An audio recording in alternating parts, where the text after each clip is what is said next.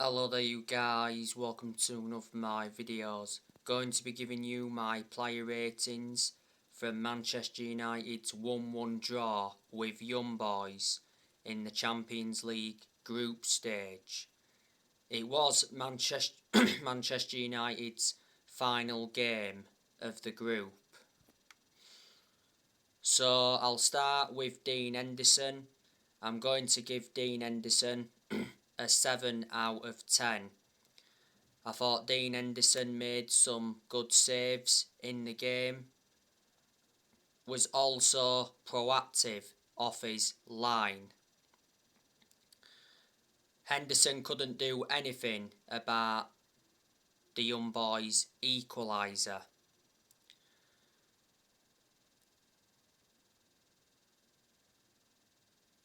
It was Henderson's second appearance this season. Henderson wants a loan move away from Man United next year, because revert back to last summer, De Gea reclaimed the number 1 spot back. Revert back to earlier on in the season, Dean Henderson had COVID and he was out for a while. But at one point last season, Henderson got that number 1 jersey. And he did well in a lot of the games he was in goal for last season. Before the start of last season, Henderson signed a 6-year contract with Man United. So reflecting on that, he committed his future to the club.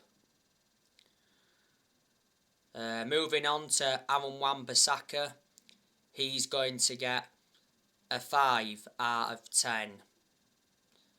I thought Bissaka's positioning was poor, and Bissaka was partly to blame for the Young Boys' equaliser. He didn't react quick enough to Donny van de Beek's pass, and Bissaka went off injured at the end of the game.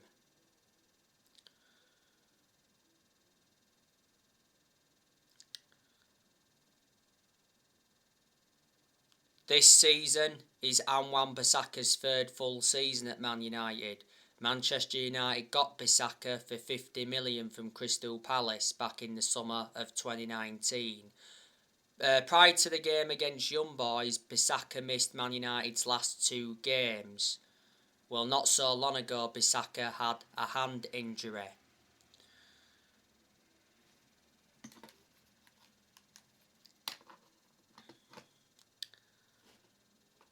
Moving on to Eric Bailly, he's going to get an 8 out of 10. Bailly put a very good performance out, defensively he was good, he made some very good blocks and he made some good clearances. It was Eric Bailly's 5th appearance this season.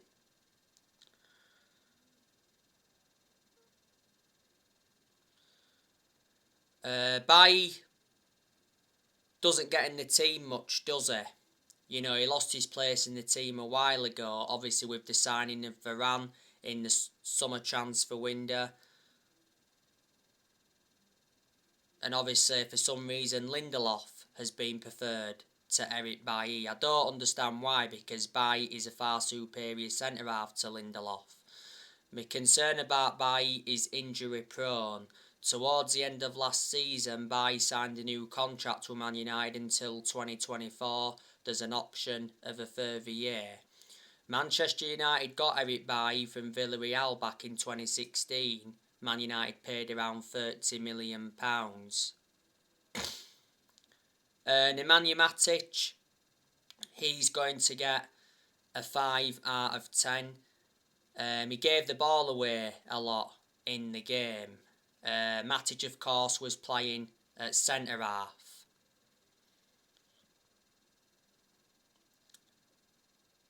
Can't see him playing at centre-half again.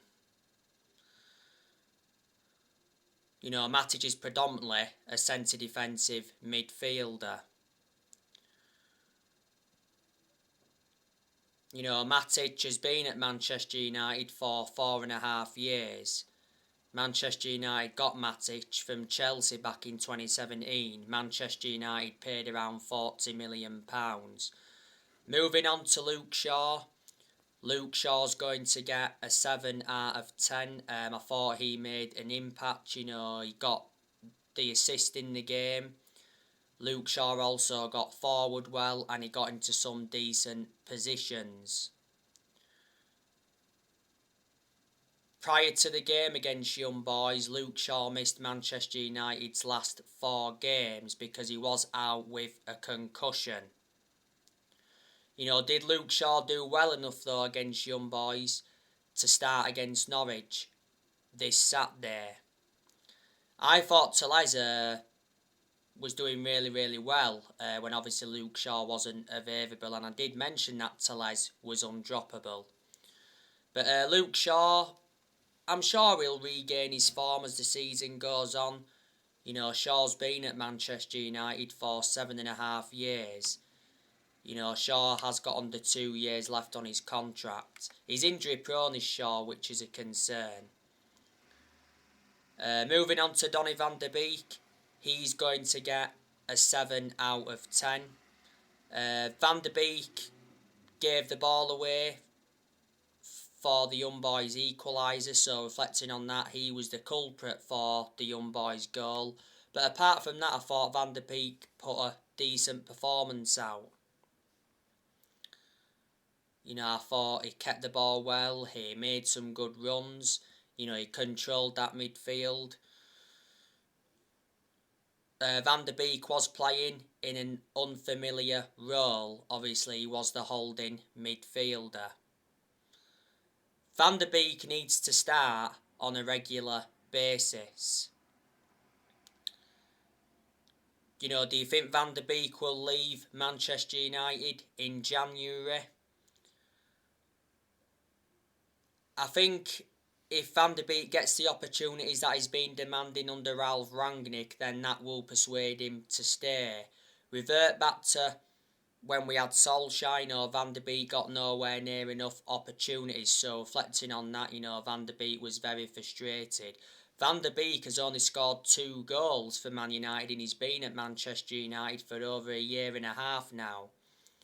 This season is his second full season at Man United. Man United got Van de Beek for 40 million, with add-ons included. He's got a contract with the club until 2025. There's an option of a further year, and Van de Beek's versatile. He can play in 3 different roles. Moving on to Juan Mata, I'm going to give him a 5 out of 10. I thought Mata was quite poor, to be honest with you. He was very, very slow, was Juan Mata, in the game. I do recall Juan Mata having a chance in the game. It was the first game that Juan Mata had played for a long time. Juan Mata doesn't really get in our team, does he? Plus he's lost that yard of pace and he's ageing up. Juan Mata has been a long-serving player at the club. He's been at Manchester United for 8 years. Manchester United got Juan Mata from Chelsea back in 2014 for 40 million. Moving on to Jesse Lingard. He's going to get a 4 out of 10. I thought Lingard endured a very, very poor game. I thought he was anonymous for the vast majority of the game. I think it was only Lingard's second start this season. There's a good chance that Lingard will leave Man United next year. The last time I heard, it said Newcastle were interested in Lingard. Revert back to earlier on in the season, the BBC said that Lingard's future at Man United is in doubt after talks over a new contract collapsed. His contract at Man United expires next summer. If Manchester United sell Lingard in January, I reckon Manchester United can get around £10 million.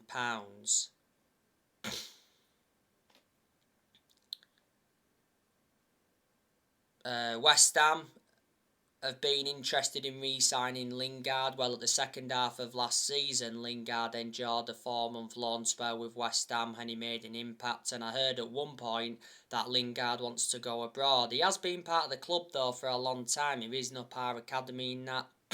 You know, he's had his good periods at Man United. He's also had his bad periods. Moving on to Anthony Elanga. I'm going to give him a 6 out of 10. Showed some good pace at times in the game, and I do recall him having a very good chance, but it produced a very good save from the young boys' goalkeeper. That Anthony Elanga though looks a good asset for the first team squad. I haven't really had a great deal of a perception on him because he doesn't really get in the first team squad. You know, Elanga came on in the 1-0 win against Crystal Palace last weekend.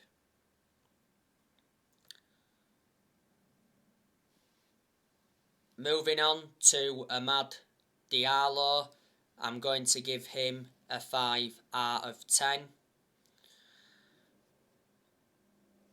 It was the first game Amad Diallo started in a long time. I can't remember the last game he played before yesterday night's game.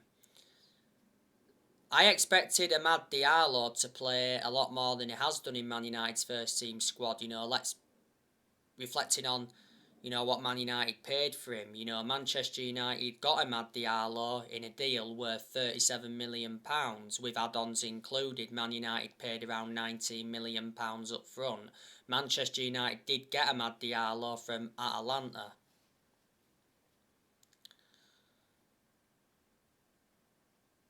Moving on to Mason Greenwood, he's going to get an 8 out of 10. Mason Greenwood scored a very good volley. It was a very good cross by Luke Shaw.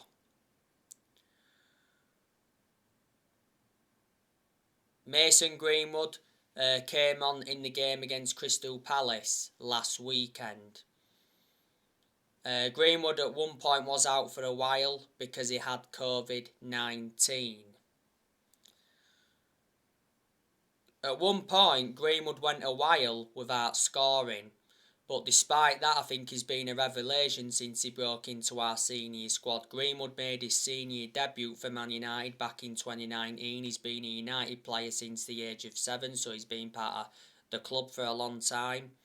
And last season, Greenwood signed a new 4-year contract.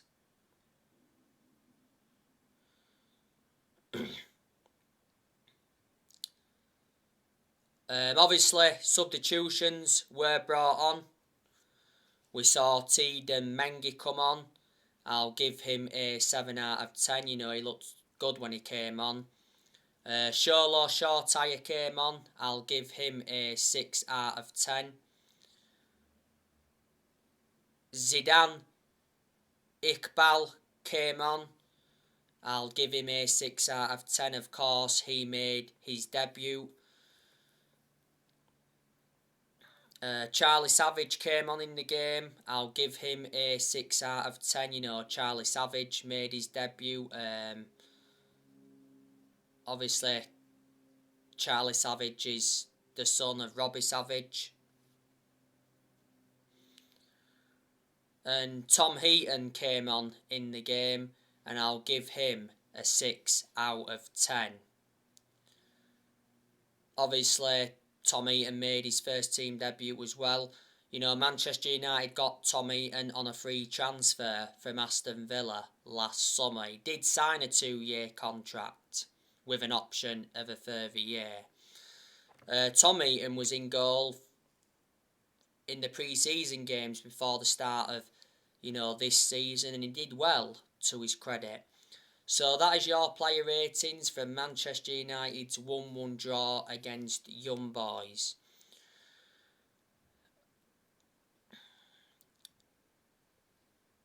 You know, the game against Young Boys was a meaningless game, wasn't it? You know, Manchester United are already in to the last 16 of the Champions League.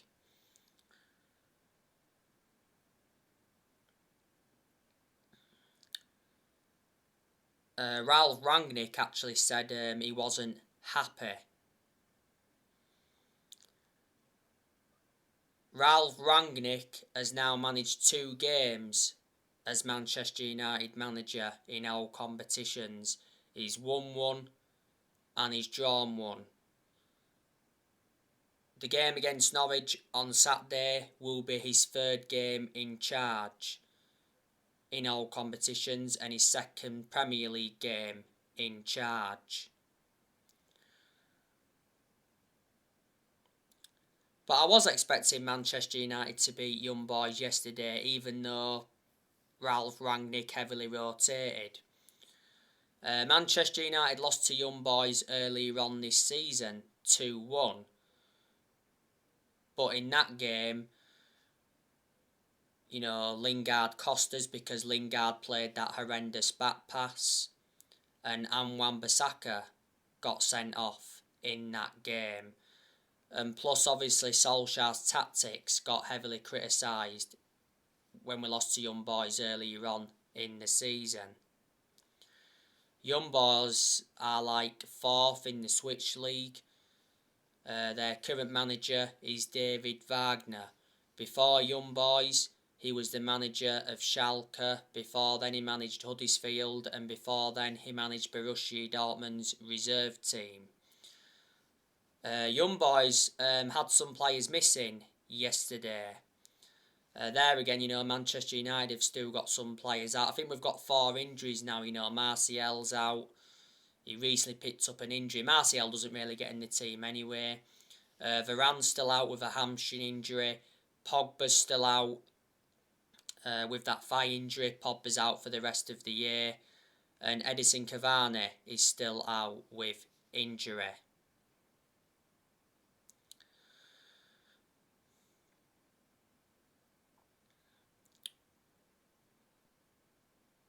Ralf Rangnick is Manchester United's interim manager until the end of the season.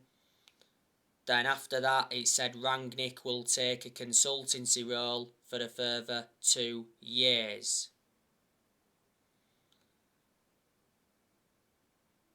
If Ralf Rangnick does a good job as the interim manager, there's a chance that he'll get the Man United job on a permanent basis. Ralf Rangnick has been given a £100 million transfer budget for January. You can get quite a few players with £100 million. Rangnick wants Amadou Haidara from RB Leipzig as his first signing at Man United. Amadou Haidara has a £33 million release clause. Of course, Rangnick knows the player well because Rangnick used to manage RB Leipzig. Revert back to the other week, the Manchester Evening News said that Rangnick wants a Timo Werner reunion at Man United. Timo Werner's obviously at Chelsea at the moment. And I'm hearing that Manchester United have expressed an interest in Rudiger. And I also heard that we've been interested in McGinn as well from Aston Villa. Before Manchester United, Rangnick was the head of sports and development at Lokomotiv Moscow. I can assure that Manchester United will get a permanent manager at the end of the season. Erik ten Hag has been linked with a permanent role at Man United. Now, recently, Edwin van der Sar spoke out on Manchester United's interest in Erik ten Hag. And Edwin van der Sar believes Ajax may lose Erik ten Hag in the summer. Edwin van der Sar expects a future role at Manchester United. Edwin van der Sar is the CEO of Ajax. He's worked as a CEO at Ajax since 2016. Edwin van der Sar is the former Manchester United goalkeeper. You know, when he was a goalkeeper for Man United, he was at Man United around, 6 years. You know, he won 4 Premier League titles. He won the League Cup, the Champions League and the Community Shield.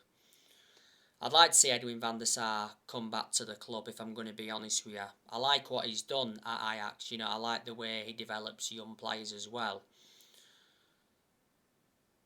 Pochettino, obviously, he's been mentioned a lot. I still believe he's probably the favourite to become Manchester United's next permanent manager. Revert back to earlier on in the season, Pochettino came out and said that he's happy at PSG, and he did mention that he won't let the Man United rumours distract him. Revert back to earlier on in the season, it said PSG rejected Manchester United's approach to appoint Mauricio Pochettino. There was reports circulating out though saying that Pochettino's interested in the Man United job, and the Manchester Evening News came out and said that Man United are confident of appointing Mauricio Pochettino as the next permanent manager.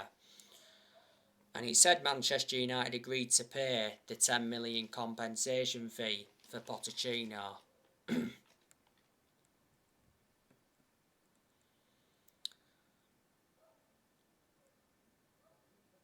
Pochettino is a good manager, even though he's hardly won anything. I think he has won a French Cup at PSG. He's got a full season left on his PSG contract. Pochettino's proven in the Premier League as well, which is beneficial, because before he managed Tottenham and before he managed Southampton. Roberto Mancini was spoken about the other week as well. I updated you on him. It said Manchester United consider hiring Roberto Mancini instead of Mauricio Pochettino. But recently, it said that Roberto Mancini denied becoming Manchester United's next permanent manager. Roberto Mancini is the Italy manager. He's been Italy manager since 2018, and revert back to last summer, he won the European Championship with Italy. He's got a contract with Italy until 2026. Hasn't he? Around a decade ago, Roberto Mancini was the manager of Man City, and when he managed Man City, he won the Premier League, the FA Cup and the Community Shield. Revert back to earlier on this season, Brendan Rodgers was also mentioned. I initially disregarded Brendan Rodgers though, becoming Man United's next permanent manager, because Rodgers did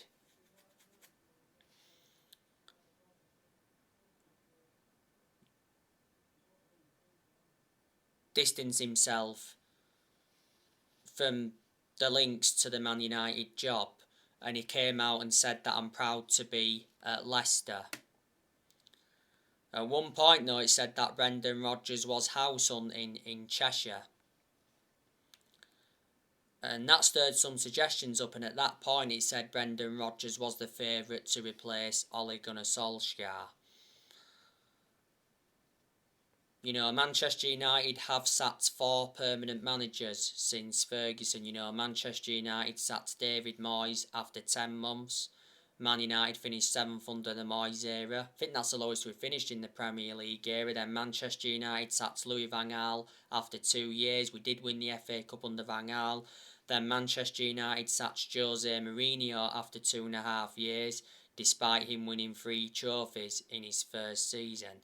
He enjoyed one good season at Man United, reflecting on the 3 trophies he won. He won the Europa League, the Carabao Cup and the Community Shield. But the reasons it didn't work out under Mourinho is because he had bad disputes with the board, because obviously the board weren't recommending the players he wanted to get in, and Mourinho also had bad disputes with the top players.